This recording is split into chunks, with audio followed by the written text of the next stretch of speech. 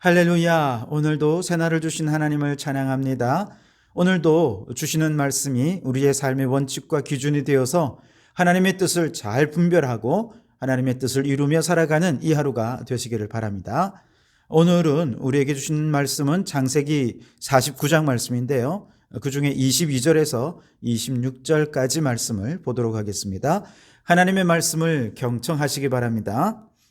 요셉은 무성한 가지 곧 샘 곁에 무성한 가지라. 그 가지가 담을 넘었도다.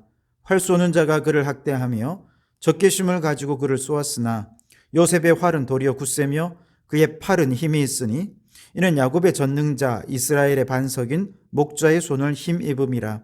내 아버지 하나님께로 말미암나니 그가 너를 도우실 것이요 전능자로 말미암나니 그가 내게 복을 주실 것이라. 위로 하늘의 복과 아래로 깊은 샘의 복과 젖먹이는 복과 태의 복 이리로다. 내 아버지의 축복이 내 선조의 축복보다 나아서 영원한 산이 한없음 같이 이 축복이 요셉의 머리로 돌아오며 그 형제 중 뛰어난 자의 정수리로 돌아오리로다. 아멘. 오늘도 이 말씀을 통해 우리에게 주시는 하나님의 음성을 듣게 되기를 바랍니다. 오늘 말씀은 야곱이 죽기 직전 12 아들들에게 남기는 유언의 내용인데요. 단순한 유언이라고 하기에는 그들의 미래를 예언하는 예언에 더 가까운 내용이라 얘기할 수 있겠는데요. 1절을 보시면 야곱이 그 아들들을 불러 이르되 너희는 모이라. 너희가 후일에 당할 일을 내가 너희에게 이르리라. 그렇게 말씀하시죠. 야곱이 죽기 직전에 그저 사사로운 집안 사정에 대해 얘기하자는 게 아닙니다. 자녀들을 불러놓고 단순히 자신의 소원을 들어달라는 당부를 하고 있는 것도 아닙니다. 지금 아주 엄숙한 집회의식을 통해서 하나님께서 예정하신 12 아들들에 대한 운명에 대해 지금 예언하고 있는 것입니다.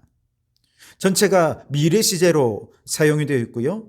모든 예언은 미래 어느 시점에선가 반드시 성취될 내용들입니다. 예를 들면 나중에 여호수아가 가나안을 정복할 때 지파별로 땅을 분할하지 않습니까?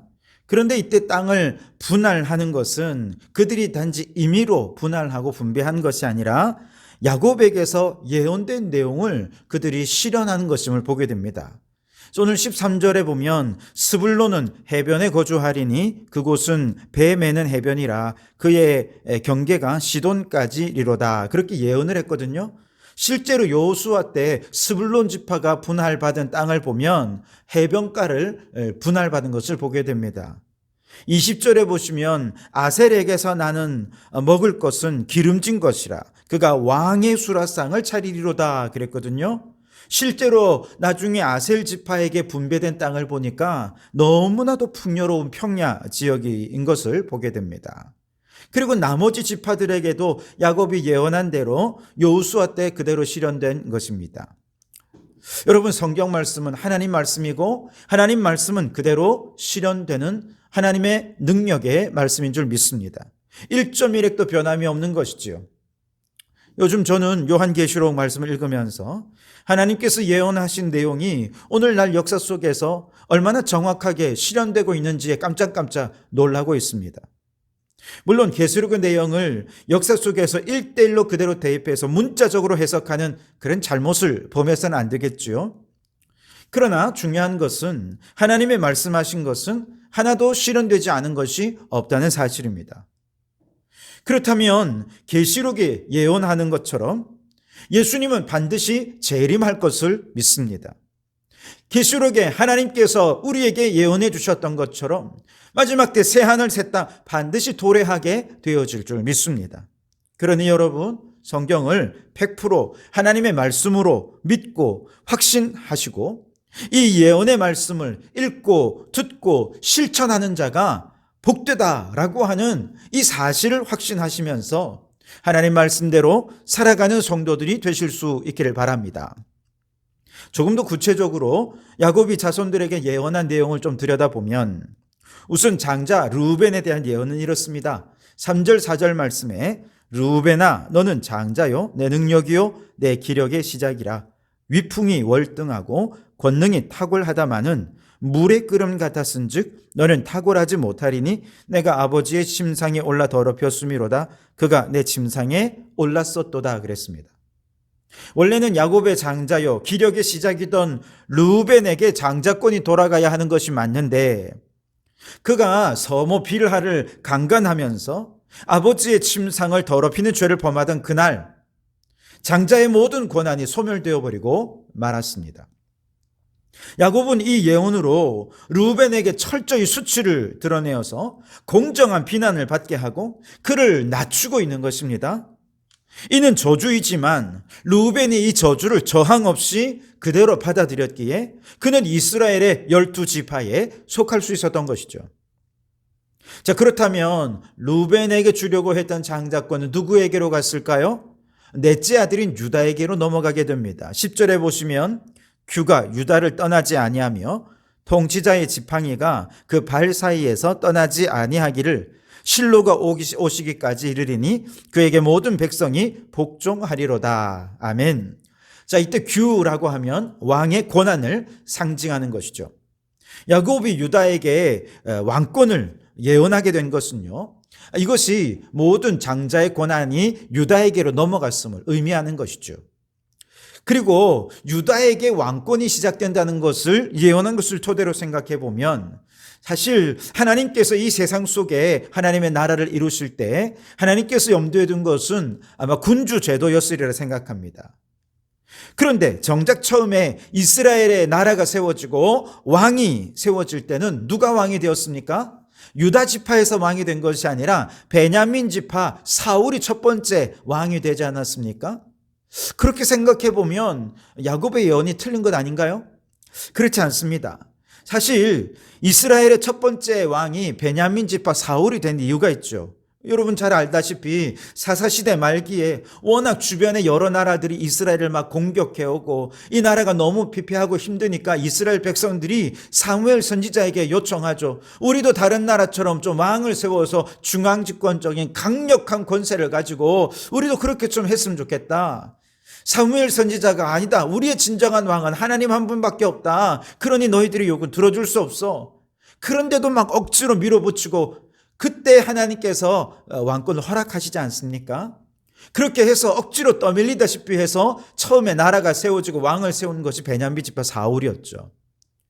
그런데 두 번째 왕인 다윗에게서부터 이제 유다 지파에서 왕이 나오고 하나님께서 예언했던 이 예언된 대로 하나님께서 뜻하시던 나라가 이 땅 가운데 세워지게 된 것이죠. 자, 그렇다면 왜 둘째인 시므온이나 셋째인 레위를 통해서 장자권이 계승되는 것이 아니라 넷째인 유다를 통해 장자권이 계승되었던 것일까요? 전에 한번 말씀드렸던 것처럼 이 시므온과 레위는 세겜 족속을 학살한 죄를 범했기 때문에 그렇습니다. 자, 5절 말씀해 보시면 시므온과 레위는 형제요 그들의 칼은 폭력의 도구로다 그랬습니다. 이들은 세겜 족속에 대해 피해 학살을 행했고 그 잔인한 학살에 대해 하나님이 심판하셔서 이들에게 장자권이 계승될 수 없었던 거죠. 그리고 바로 이 사실은 하나님께서 인간의 잔인함을 얼마나 가증스럽게 여기시는지를 아주 분명하게 보여주는 내용이라 할 수 있겠습니다.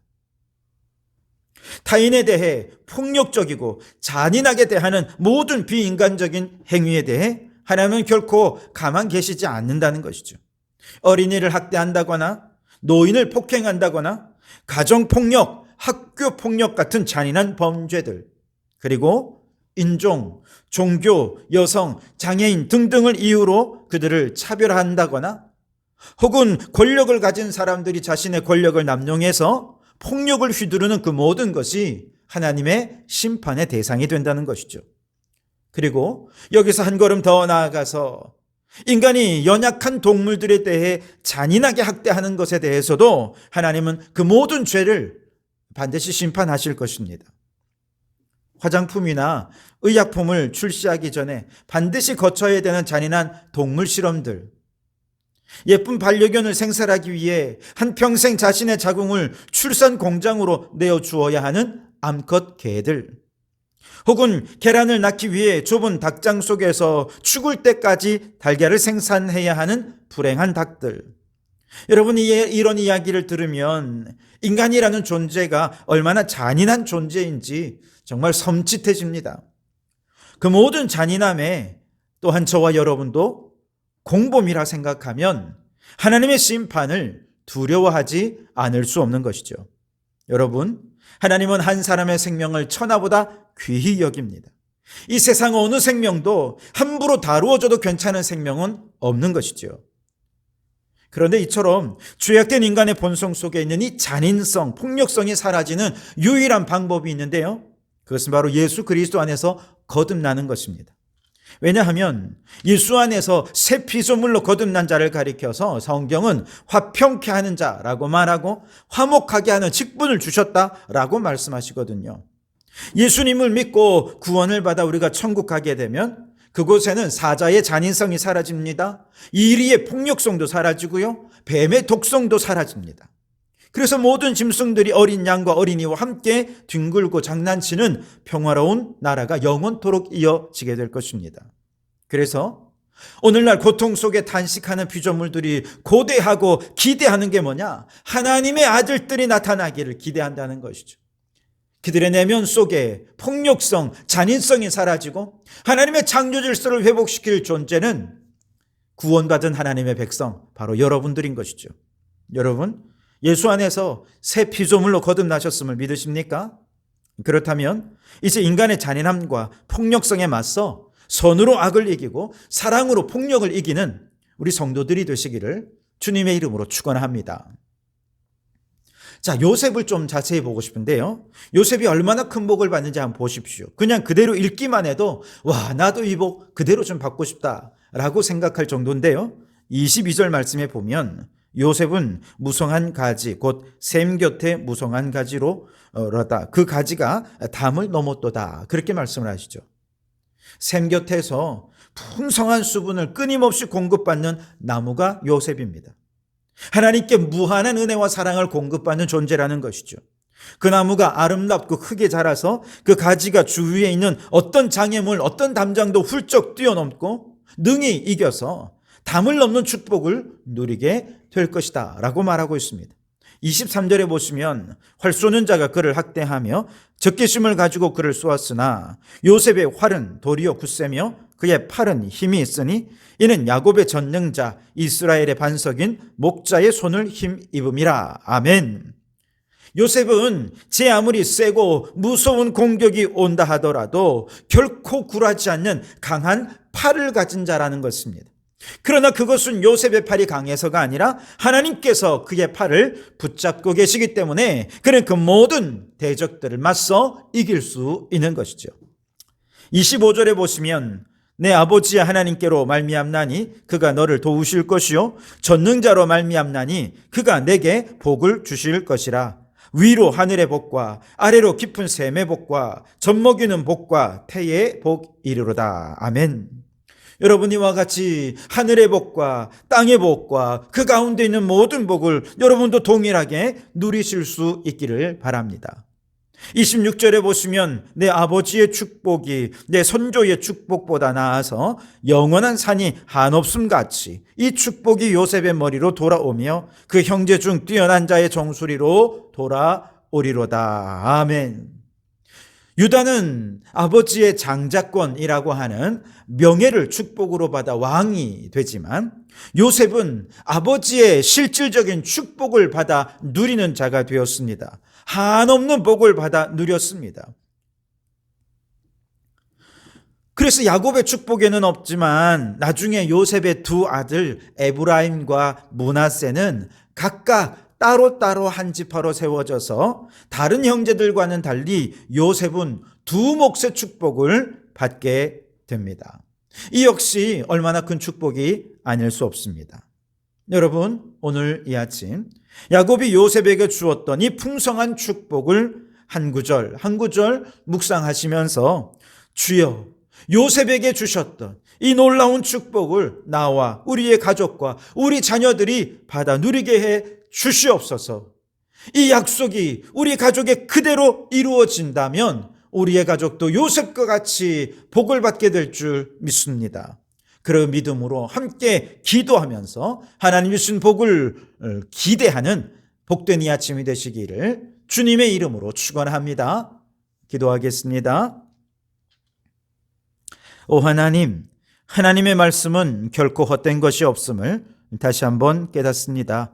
1.1획도 남김없이 다 실행될 하나님의 말씀을 믿게 하시고 이 믿음으로 성경을 읽고 듣고 실천하여 하나님의 말씀이 성취된 그날 말씀의 축복이 우리에게 고스란히 이어지게 해 주시옵소서. 오 주님, 음행의 죄, 잔인함과 잔혹한 피 흘림의 죄악으로 인해 이미 예정된 축복을 빼앗기지 않게 하옵소서.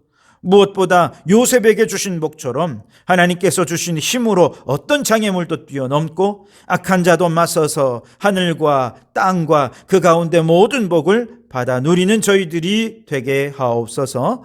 예수님 이름으로 기도하옵나이다. 아멘.